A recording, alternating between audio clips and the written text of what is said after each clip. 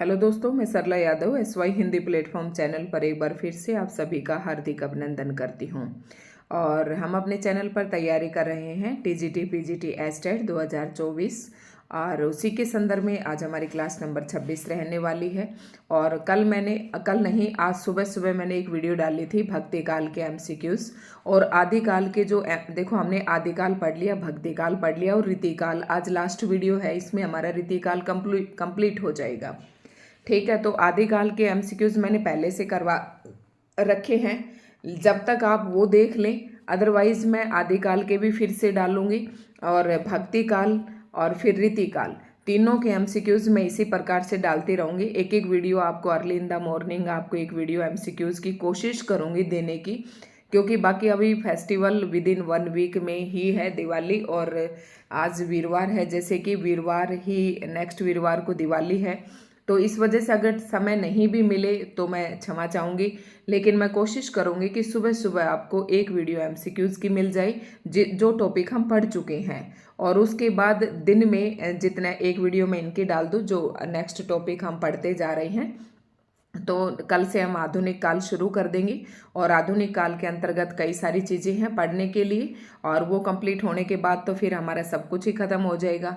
लेकिन ये आप जो MCQs में डाल रही हूँ आप उन्हें ज़रूर देखें। अब मैं रीतिकाल की बात करती हूँ तो शायद ये तीसरी या चौथी वीडियो है। सबसे पहले रीतिकाल का मैंने प्रस्तावना, नामकरण, प्रवर्तक, आचार्य ये सब बताए थे। दूसरे में मैंने रीतिकाल के सभी कवि और उनकी रचनाएं डाली थी, और तीसरी वीडियो में मैंने रीतिबद्ध कवियों का रीतिबद्ध कवियों के बारे में जो भी महत्वपूर्ण प्रश्न थे वो सारे आपको बताए थे।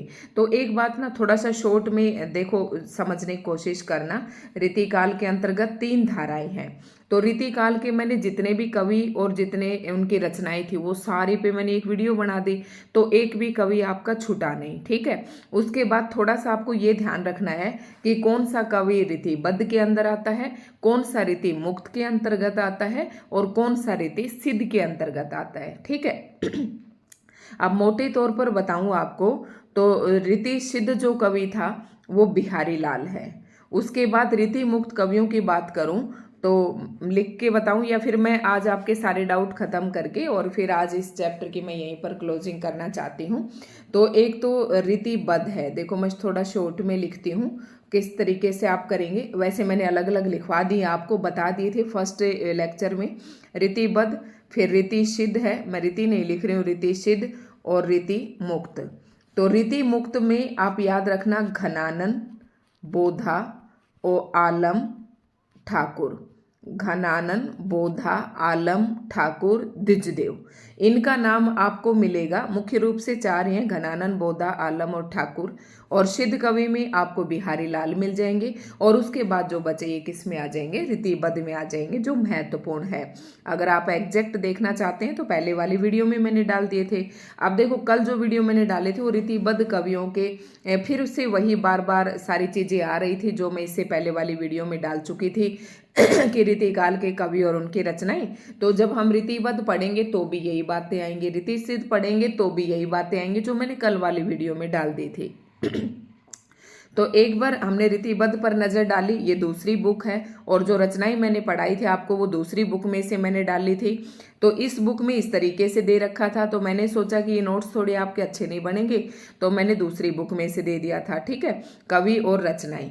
आज हम पढ़ेंगे जो सिद्ध रीति सिद्ध कवि हैं और जो रीति मुक्त कवि हैं, और इनसे संबंधित जो इम्पोर्टेंट इनकी रचनाएं तो मैंने आपको ऑलरेडी लिखवा दी, रचनाएं एक ही जगह पर आपने लिखनी है। तो ये सारी बताई मैंने, और जैसे कि हमने कल ये भी पढ़ा। अब जैसे हम मतीराम के बारे में पढ़ रहे हैं तो मतीराम की रचनाएं भाई मैं पहले से ही करवा चुकी, तो हम यहाँ पर समय बर्बाद नहीं करेंगे। लेकिन मैं आपको एक बुक से नहीं, 2-2, 3-3 बुक से आपकी तसल्ली करवा रही हूँ ताकि आपका कोई एक भी प्रश्न ना छूटे। तो हमने ये सारा पढ़ लिया था। रीतिबद्ध जो कवि थे वो हमने सारे पढ़ लिए थे। तो जो रीतिबद्ध कवि हैं, इतना पढ़ने के बाद पद्माकर के बारे में एक लाइन हमने शायद ये यहाँ पर पढ़ ली थी, पद्माकर की। तो पद्माकर की ये कहाँ पर छोड़ा था पिछली वीडियो में, मैं एक बार देख लेती हूँ। तो भिखारी दास के भी हमने पढ़ लिए थे, और शायद ये पढ़ लिए थे, एक बार आप कमेंट करके ज़रूर बताना। मेरे ख्याल से तो हमने ये पढ़ लिए थे सारे। लेकिन पद्माकर की एक प्रश्न पूछा जाता है जो मुझे अभी दिखा। पद्माकर भट्ट ने होली, फाग और त्योहारों का वर्णन पूरी तल्लीनता के साथ किया है। ये प्रश्न इंपॉर्टेंट है। उसके बाद मैंने हाँ मतीराम भी पढ़ लिया था हमने, तो देखो यही मतीराम दे रखा है, यही मतीराम की रचनाएं दे रखी हैं। फिर कुछ हमने पढ़े थे कि रीतिकाल के छंद निरूपक ग्रंथ कौन से हैं, अलंकार निरूपक ग्रंथ कौन से हैं, ये सारे मैंने आपको बता दिए थे। अब इस बुक के अंदर दोबारा से फिर से दिया हुआ है कि प्रमुख रीतिबद्ध कवि और उनकी प्रमुख रचनाएं, तो ये सब मैं आपको लिखवा चुकी हूँ और सब आपको पढ़ा भी चुकी हूँ। तो यहाँ पर हम दोबारा से इनमें टाइम बर्बाद नहीं करेंगे। रीतिबद्ध कवि थे ये सारे, आप देख सकते हैं यहाँ से मैंने सारे आपको लिखवा रखे हैं, सभी की रचनाएं आपको लिखवा दी हैं उस वीडियो में, तो आप चिंता ना करें। और उसके बाद हम पढ़ेंगे अब प्रमुख जो महत्वपूर्ण प्रश्न है, जहाँ से प्रश्न पूछा जाता है, उन सभी प्रश्नों को हम करेंगे। ठीक है, फिर थोड़ा सा और देख लेते हैं रीतिबद्ध का जो मैंने कल छोड़ा था उससे आगे से, कि भिखारी दास ने सर्वप्रथम हिंदी काव्य परंपरा, भाषा, छंद, तुक आदि पर विचार किया। तो ये प्रश्न आपसे पूछ सकते हैं कि रीतिकाल के अंतर्गत ऐसा कौन सा कवि था जिसने सर्वप्रथम हिंदी काव्य परंपरा, भाषा, छंद, तुक आदि पर विचार किया कि हिंदी के अंदर छंदों का प्रयोग होना चाहिए, तुक भी मिलने चाहिए। तो इन पर सबसे पहले किसने विचार किया? भिखारी दास ने किया। माखन ने हिंदी में सर्वप्रथम, ये आप छोड़ दें बिल्कुल, मैं आपको बताते जाती हूँ। हाँ, ये पंक्तियां आप जरूर देख लें, ये केशवदास की चिंतामणि की। तो इतने सुकविन हूँ कछु कृपा समझे कविन को पंथ, ये भूषण की पंक्ति इंपॉर्टेंट है। और रीति सुभाषा कवित की बरनत शुद्ध बुद्ध अनुसार, ये चिंतामणि की है। ठीक है, तो चिंता करने की रीत सी बनी हुई है, ऐसे याद रख सकते हैं इसको। उसके बाद आता है, तो पंक्तियां तो ऐसे बहुत ज़्यादा है, वही अगर पंक्तियां पढ़ोगे तो, और इनमें मेरे को नहीं लगता कि अभी कोई और इम्पोर्टेंट है। अब हम शुरू करते हैं रीति सिद्ध कवि। तो रीति सिद्ध के अंतर्गत मैंने आपको बताया जो भी कवि आएंगे उनकी रचनाएं हम ऑलरेडी कर चुके हैं, उनसे संबंधित जो महत्वपूर्ण प्रश्न हैं सिर्फ उन पर चर्चा करेंगे। आचार्य रामचंद्र शुक्ल ने बिहारी लाल को रसवादी माना है।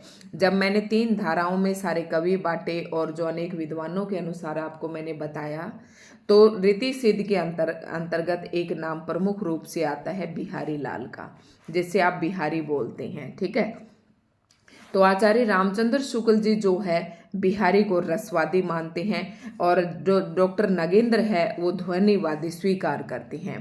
क्योंकि जो रीति सिद्ध कवि बिहारी हैं उनको, उनके बारे में अलग अलग विद्वानों के अलग अलग मत हैं।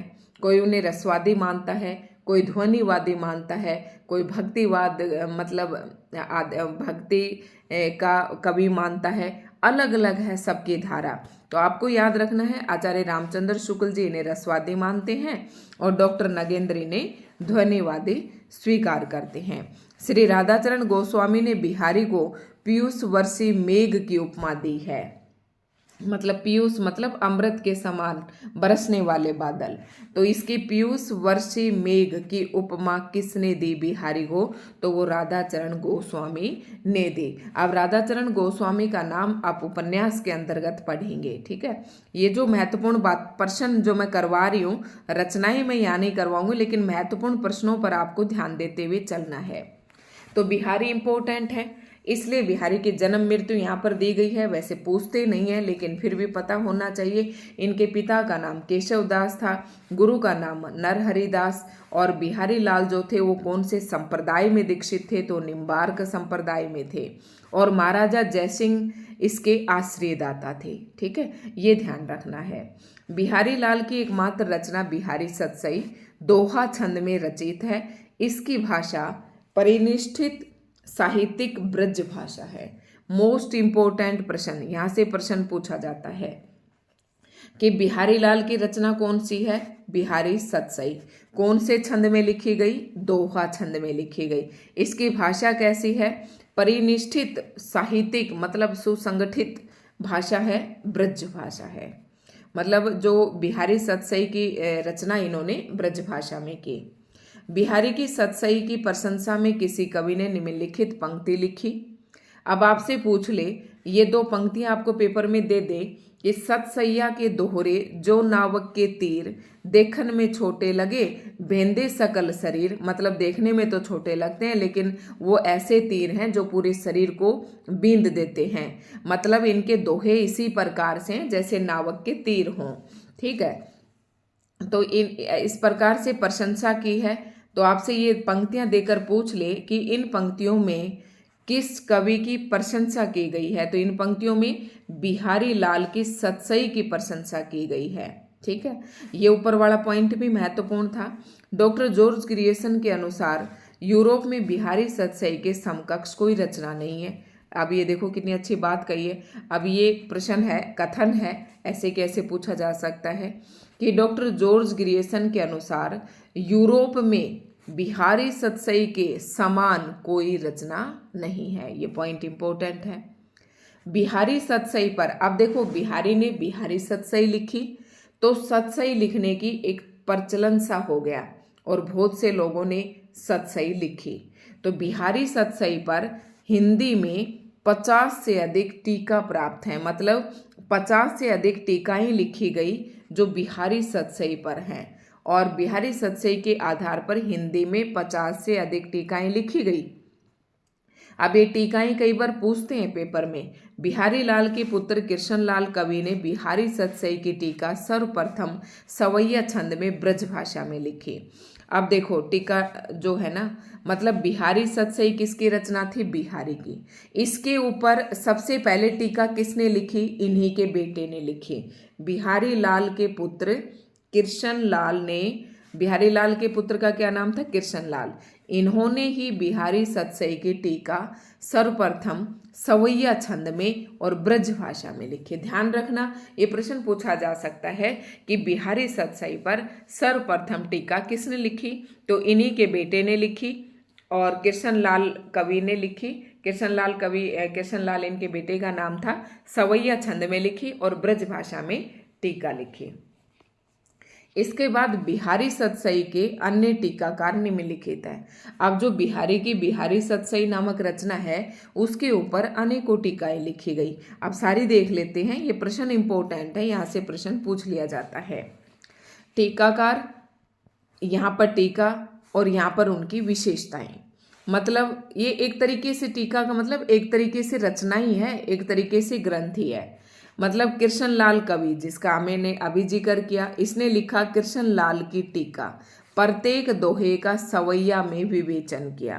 प्रत्येक दोहे का मतलब एक कृष्ण लाल कवि, देखो ऊपर से आपको दिखाती हूँ, कृष्ण लाल कवि ने कृष्ण लाल की टीका लिखी और किस पर? ये बिहारी सतसई पर ही टीका लिखी और कृष्ण लाल की टीका नाम से लिखी। और इसमें प्रत्येक दोहे का सवैया छंद में लिखी, बताया था ना ऊपर, ये यही कृष्ण लाल है, ये इसका बेटा। प्रत्येक दोहे का सवैया में विवेचन किया तो वो टीका कहलाती है। ठीक है। श्रुति मिश्र ने अमर चंद्री का टीका लिखी और टीका का परिणयन दोहों में हुआ। ठीक है, ये बातें इंपॉर्टेंट है, ये सभी ध्यान रखनी है। उसके बाद ये इंपॉर्टेंट है लल्लू लाल की। तो लल्लू लाल ने भी बिहारी सतसई पर एक टीका लिखी और लल्लू लाल की टीका का नाम था लाल चंद्रिका। नेक्स्ट है प्रभु दयाल पांडे, इन्होंने भी टीका लिखी बिहारी सतसई पर। किस नाम से लिखी? प्रभु दयाल पांडे की टीका। मतलब इन्होंने अपने नाम ही रख दिया, जैसे कि लल्लू लाल ने लाल चंद्रिका लिख दी, कृष्ण लाल ने कृष्ण लाल टीका लिख दी। लेकिन ये ध्यान रखना है कि ये टीकाएं सारी किस पर लिखी गई? बिहारी की सतसई पर लिखी गई। और उसके बाद अंबिका दत्त, ये प्रभुदयाल पांडे ने आधुनिक खड़ी बोली में लिखी गई है। और अंबिका दत्त व्यास की, इंपॉर्टेंट है, ये भी प्रश्न में पूछी जाती है। इन्होंने, अंबिका दत्त व्यास ने जो बिहारी की सतसई है उस पर जो टीका लिखी उसका नाम है बिहारी विहार। और इसकी विशेष बात है कि दोहे के भावों का रोला छंद में पल्लवन किया है। मतलब बिहारी सतसई में जो दोहे थे उनके भावों को, उनके जो भाव थे दोहों में, अंबिका दत्त व्यास ने उन्हीं भावों को रोला छंद में पल्लवित कर दिया। ठीक है, लिख दिया। उसके बाद है पदम सिंह शर्मा, ये भी इंपॉर्टेंट है। पदम सिंह शर्मा ने संजीवनी भाष्य नाम से एक टीका लिखी और तुलनात्मक पद्धति में अर्थ निरूपण है। ठीक है। आनंदीलाल शर्मा फिरंगे सतसई नाम से टीका लिखी और ये फारसी भाषा में लिखी गई। उसके बाद मोस्ट इम्पोर्टेंट जगन्नाथ दास रत्नाकर ने बिहारी रत्नाकर नाम से एक टीका लिखी और हिंदी खड़ी बोली में सर्वश्रेष्ठ टीका है। अब आपसे पूछे कि बिहारी सतसई पर जितनी भी टीकाएं लिखी गई इनमें से सर्वश्रेष्ठ टीका कौन सी है, तो जगन्नाथ दास रत्नाकर की, और इनकी टीका का नाम है बिहारी रत्नाकर। आई होप आप अच्छे से समझ गए होंगे। अब बिहारी सतसई का अन्य भाषाओं में भी अनुवाद किया गया तो आप थोड़ा सा इन्हें देख सकते हैं। फिर से एक इम्पोर्टेंट बात आती है, बिहारी लाल के समस्त, हम रीति सिद्ध कवि पढ़ रहे हैं, रीति सिद्ध कवि के अंतर्गत हम बिहारी को पढ़ रहे हैं। बिहारी लाल के समस्त दोहों की संख्या 719 है। इम्पोर्टेंट प्रश्न है, पीजीटी एस्टेट में ये पॉइंट पूछा गया था, इसलिए आपको नोट करना है। बिहारी के समस्त दोहों की संख्या 719 है, किंतु जगन्नाथ दास रत्नाकर ने इनके दोहों की संख्या 713 मानी है। जब आपको किसी बुक में आपको 719 लिखा मिलेगा, किसी बुक में आपको 713 मिलेगा, लेकिन बिहारी लाल के वैसे समस्त दोहों की संख्या तो 719 है, लेकिन जगन्नाथ दास रत्नाकर ने 713 मानी है। अब बिहारी सतसई पर सर्वाधिक प्रभाव किन कवियों का पड़ा, तो ये थोड़ा सा आप अपने नॉलेज के लिए पढ़ लें। बाकी जो इम्पोर्टेंट प्रश्न है वो मैं आपको बताती जाऊंगी। ठीक है। संस्कृत के आचार्य बलदेव ने लिखा है, संस्कृत के आचार्य बलदेव उपाध्याय ने लिखा है, हाल गाथा के, हाल एक कवि हैं, गाथा के गोवर्धन, आर्या के तथा बिहारी दोहा के बादशाह हैं।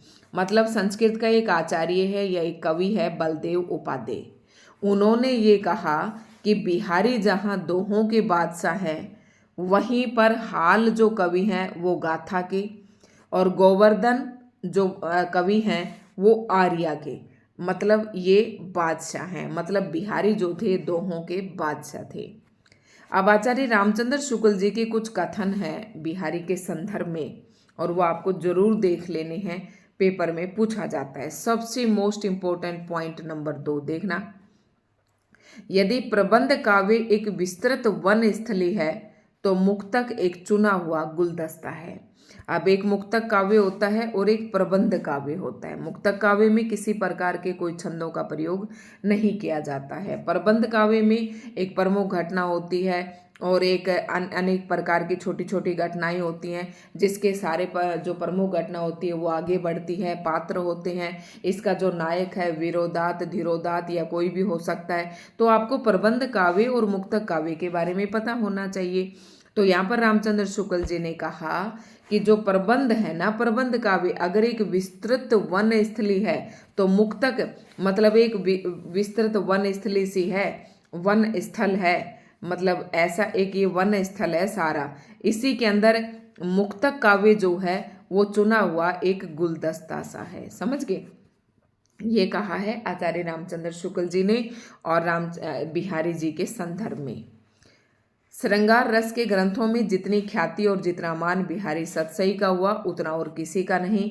इसका एक एक दोहा हिंदी साहित्य में एक एक रत्न माना जाता है, यानी कि बिहारी का जो दोहा है वो हिंदी साहित्य के अंतर्गत एक एक रत्न माना जाता है। तो ये बात भी किसकी है? आचार्य रामचंद्र शुक्ल जी ने कही है। नंबर 3, जिस कवि में कल्पना की समाहार शक्ति के साथ साथ भाषा की समाहार शक्ति जितनी अधिक होगी उतनी ही वह मुक्तक की रचना में सफल होगा।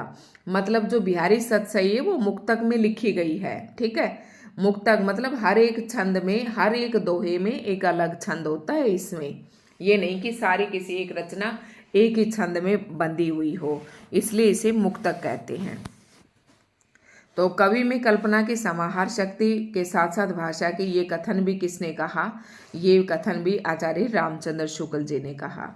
उसके बाद नेक्स्ट इंपॉर्टेंट कथन है, बिहारी की रस व्यंजना का पूर्ण वैभव उनके अनुभवों के विधान में दिखाई देता है। तो ये भी रामचंद्र शुक्ल जी ने कहा।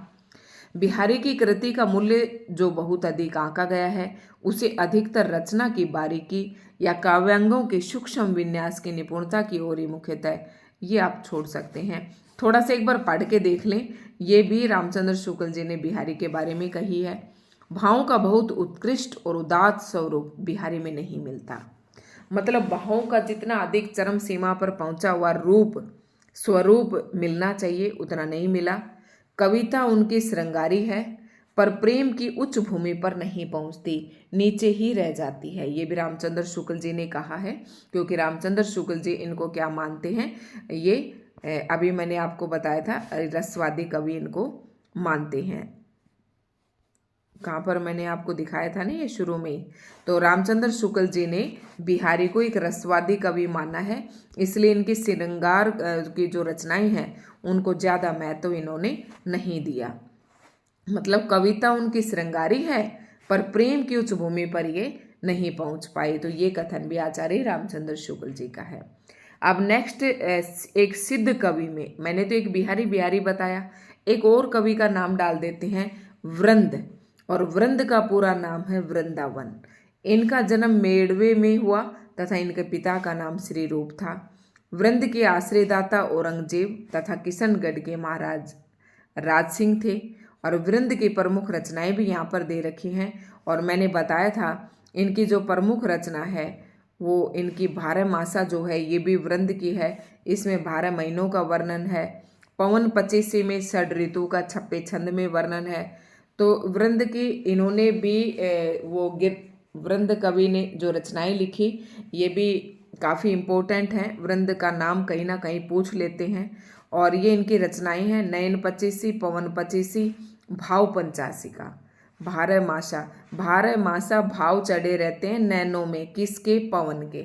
या ऐसे आप कर सकते हैं, श्रृंगारिक शिक्षा या मकसद सही। तो इस प्रकार से आप ध्यान रखें।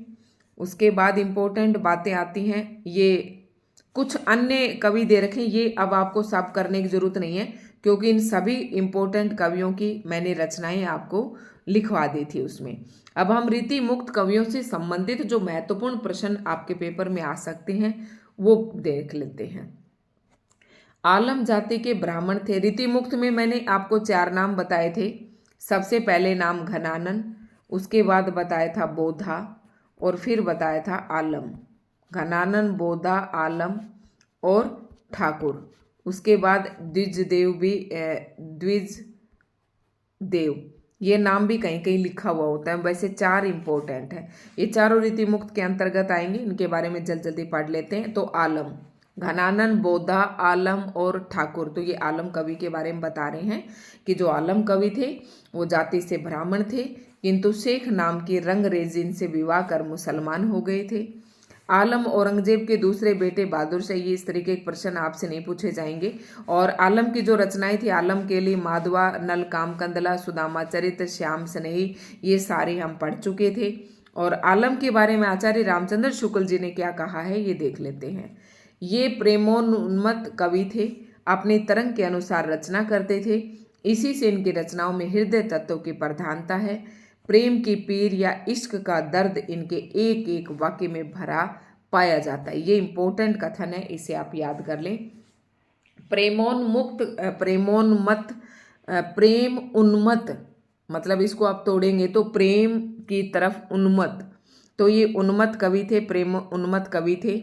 आलम के बारे में आचार्य रामचंद्र शुक्ल जी ने कहा है कि जो आलम थे ये प्रेमान्मत्त कवि थे, अपनी तरंग के अनुसार रचना करते थे। मतलब जैसा इनका मन कहता वैसा ही रचनाएं करते थे।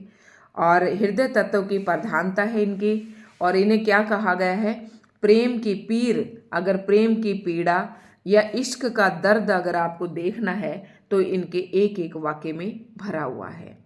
प्रेम की तन्मयता की दृष्टि से आलम की गणना रसखान और घनानन की कोटि में होने लगी। देखो, प्रेम की तन्मयता को देखते हुए आलम को किसके बराबर दर्जा मिला, रसखान और घनानन के। आचार्य रामचंद्र ने घनानन, अब अगला कवि घनानन आ जाता है, आलम हमने पढ़ लिया है। आचार्य रामचंद्र ने घनानन के विषय में लिखा है, ये साक्षात रसमूर्ति। देखो ध्यान से सुनना, आचार्य रामचंद्र शुक्ल जी ने घनानन को क्या कहा, ये साक्षात रसमूर्ति और ब्रज भाषा काव्य के प्रधान स्तंभों में है। मोस्ट इंपोर्टेंट पॉइंट है ये। साक्षात ऐसे कैसे पंक्ति आपको देकर परीक्षा में पूछ ली जाती है कि ये पंक्ति किसने कही, तो रामचंद्र शुक्ल जी ने। किसके विषय में कही, घनानन के विषय में। घनानन का संक्षिप्त जीवन परिचय यहाँ पर दिया हुआ है, आप देख सकते हैं। बस ये याद रखना है कि निम्बार्क संप्रदाय में दीक्षित थे। घनानन के संदर्भ में ब्रजनाथ ने 2 सवैया लिखे, तो ये ब्रजनाथ के 2 सवैया हैं, देखे तो आप देख सकते हैं। बाकी मैं इतना कुछ आपको पढ़ाकर कंफ्यूज नहीं करूंगी, मैं बहुत काम की बातें आपको बताऊंगी। अब घनानन की कुछ प्रमुख काव्य कृतियां आती हैं, कौन कौन सी, सुजान सागर, इश्क लता, विरह लीला, वियोग बेली, ये इनकी इंपॉर्टेंट रचनाएं हैं, क्योंकि हम टीजीटी पीजीटी एस्टेट के लिए पढ़ रहे हैं। ठीक है, इनकी विरह लीला ब्रजभाषा में है, किंतु फारसी के छंद में है। ध्यान से देखना, जो घनानन है इनकी जो विरह लीला नामक रचना है, ये विरह लीला नामक रचना ये ब्रजभाषा में लिखी, किंतु फारसी के छंद में लिखी गई। घनानन के संदर्भ में आचार्य रामचंद्र शुक्ल की निम्न पंक्तियां महत्वपूर्ण हैं। तो घनानन के बारे में रामचंद्र शुक्ल जी ने काफी कुछ कहा, और ये कथन एक पूछा भी जाता है, घनानन जो है ना काफी इंपॉर्टेंट रोल अदा करती है इसमें रीतिकाल के अंतर्गत। इनकी सी विशुद्ध, सरस और शक्तिशालिनी ब्रज भाषा लिखने में और कोई समर्थ नहीं हुआ। मतलब इनकी भाषा की बहुत तारीफ की आचार्य रामचंद्र शुक्ल जी ने, और विशुद्धता के साथ, मतलब शुद्ध भाषा का प्रयोग इन्होंने किया, और विशुद्धता के साथ इन्होंने प्रौढ़, मतलब एक प्रौढ़ रूप जो भाषा को होना चाहिए वो भी अपूर्व है, और माधुर्य भी इसका अपूर्व है। तो ये पंक्ति रामचंद्र शुक्ल जी ने कही घनानन के बारे में। नेक्स्ट बहुत ही इंपॉर्टेंट है, प्रेम की पीर ही को लेकर इनकी वाणी का प्रादुर्भाव हुआ। प्रेम मार्ग का ऐसा प्रवीण और धीर पथिक तथा जवां दानी का ऐसा दावा रखने वाला ब्रज भाषा का दूसरा कवि नहीं हुआ। वेरी मोस्ट इम्पोर्टेंट, जितने स्टार लगाएं उतने कम है, ये प्रश्न पूछा जाता है। ठीक है, तो ये किसने कही, घनानन के बारे में कही और रामचंद्र शुक्ल जी ने कही। उसके बाद आता है प्रेम की अनिर्वचनीयता का आभास घनानंद ने विरोधाभासों में के द्वारा दिया है।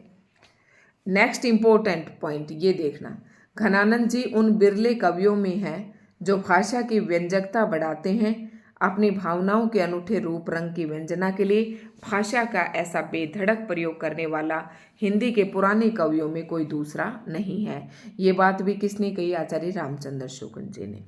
लाक्षणिक मूर्तिमता और प्रयोग वैचित्र्य की जो छटा इनमें दिखाई पड़ी, खेद है कि वह फिर पौने 200 वर्ष पीछे जाकर आधुनिक काल के उत्तरार्ध में, अर्थात वर्तमान की नूतन काव्यधारा में ही अभिव्यंजनावाद के प्रभाव से कुछ विदेशी रंग लिए प्रकट हुई। कह रही लाक्षणिक मूर्तिमता और प्रयोग वैचित्र्य की जो छटा इसमें घनानंद जी ने दी अपने काव्य रचनाओं के अंतर्गत रीतिकाल में, वो आज से फिर पौने 200 वर्षों के बाद देखने को मिली, इसलिए इनको रीति मुक्त कहा जाता है। अच्छा, रामधारी सिंह दिनकर के बारे में भी, रामधारी सिंह दिनकर ने घनानंद जी के बारे में क्या कहा, तो ये भी ध्यान से पढ़ना है। रीतिकाल की बौद्धिक वीरानुभूति, निष्प्राणता और कुंठा के वातावरण में घनानंद की पीड़ा की टीस सहसा ही हृदय को चीर देती है। ये ध्यान रखना है बस, ये कथन किसके हैं। बोधा का वास्तविक नाम घनानंद आलम, 2 हमने पढ़ लिए हैं रीति मुक्त के अंतर्गत। अब तीसरा आता है बोधा। बोधा का वास्तव नाम बुद्धिसेन था। पन्ना नरेश खेत सिंह ने बुद्धिसेन का उपनाम बोधा किया था, और पन्ना के दरबार की शुभान नाम की गणिका से बोधा प्रेम करते थे। ठीक है, और बोधा की प्रमुख रचनाएं विरह वारिस और इश्कनामा, मैंने 2 ही रचनाएं बताई थी आपको। और फिर अगला कवि आता है जो रीति मुक्त में है। 3 आचार्य रामचंद्र शुक्ल ने 3 ठाकुर की चर्चा की है। असली वाले प्राचीन ठाकुर, असनी वाले ये असली वाले दूसरे ठाकुर, और ठाकुर बुंदेलखंडी। रीतिकाल की रीतिमुक्त काव्यधारा से ठाकुर बुंदेलखंडी का संबंध है। अब आप ये सोच रहे होंगे कि जब 3 ठाकुर हैं तो रीतिकाल के अंतर्गत जो रीति मुक्त कवियों में, रीति मुक्त धारा के अंतर्गत घनानंद, बोधा, आलम और ठाकुर, तो ये कौन सा ठाकुर है, ठाकुर बुंदेलखंडी। ठीक है, ये बुंदेलखंडी का संबंध है। इनका मूल नाम लाला ठाकुरदास था। तो कुछ और महत्वपूर्ण फिर पंक्तियां यहाँ से चल जाएंगी। अगर आप लोगों को देखो पंक्तियां चाहिए तो मुझे बता देना, काफ़ी पंक्तियां हैं मेरे पास, मैं आपको बता दूंगी। ठाकुर के आश्रयदाता जैतपुर नरेश राजा केसरी सिंह तथा उनके पुत्र राजा पारिछत थे। ठाकुर की प्रमुख रचनाएं ठाकुर ठसक, ठाकुर शतक। और आचार्य रामचंद्र शुक्ल जी ने ठाकुर के संबंध में क्या लिखा है कि ठाकुर बहुत ही सच्ची उमंग के कवि थे। इनकी कृत्रिमता का लेश नहीं है, मतलब बनावटीपन नहीं है। न तो कहीं व्यर्थ का शब्दों का आडंबर दिखाई देता है और न ही कोई झूठी कल्पना की उड़ान, न अनुभूति के विरुद्ध भावों का उत्कर्ष। मतलब ये बात रामचंद्र शुक्ल जी ने ठाकुर के बारे में कही है। प्रेम निरूपक होने पर भी लोक व्यवहार के अनेकांगदर्शी कवि थे। फिर द्विजदेव, मैंने बताया था द्विजदेव की प्रमुख रचनाएं श्रृंगार लतिकी और श्रृंगारवती सी। और द्विजदेव के बारे में रामचंद्र शुक्ल जी ने कहा, वो कथन भी यहाँ पर दिया हुआ है कि ब्रज भाषा के श्रृंगारी कवियों की परंपरा इन्हें अंतिम प्रसिद्ध कवि समझना चाहिए। जिस प्रकार लक्षण ग्रंथ लिखने वाले कवियों में पद्माकर अंतिम प्रसिद्ध कवि हैं। ध्यान से सुनना, लक्षण ग्रंथ लिखने वालों में अंतिम कवि कौन है? पद्माकर। उसी प्रकार समूची श्रृंगार परंपरा में ये इनकी सी सरस और भावमयी फुटकल श्रृंगारी कविता फिर दुर्लभ हो गई। तो ये वाला याद रखना। ऋतु वर्णनों में इनका हृदय का उल्लास उमड़ पड़ता है, मतलब ऋतु वर्णन भी किया। अब देखो ये कुछ पंक्तियां हैं, 1 मिनट, ये कुछ पंक्तियां हैं जो सभी से रिलेटेड याद दी गई हैं, तो इन्हें आप नोट डाउन कर ले। मैंने साथ साथ आपको दिखा दी हैं। अगर आप कहें कि मैम एक ही दिन एक अलग से करवाओ तो आप मुझे बता सकते हैं, फिर मैं अलग से आपको करवा दूंगी। बाकी जितनी ये पंक्तियां ना ऐसे याद होती नहीं है, ठीक है। तो भाई आज की वीडियो में इतना ही था। आज की वीडियो आपको कैसी लगी कमेंट करके जरूर बताएं। इसी के साथ जो है रीतिकाल का चैप्टर आज हमारे यहाँ पर समाप्त हो जाता है। फिर हम जब भी पढ़ेंगे तो आधुनिक काल पढ़ेंगे और डेली जो है 50-50 MCQ सीरीज लेकर मैं आपको मॉर्निंग में ही आपकी डाल दिया करूँगी। तो धन्यवाद दोस्तों, कमेंट करके जरूर बताएं वीडियो कैसी लगी।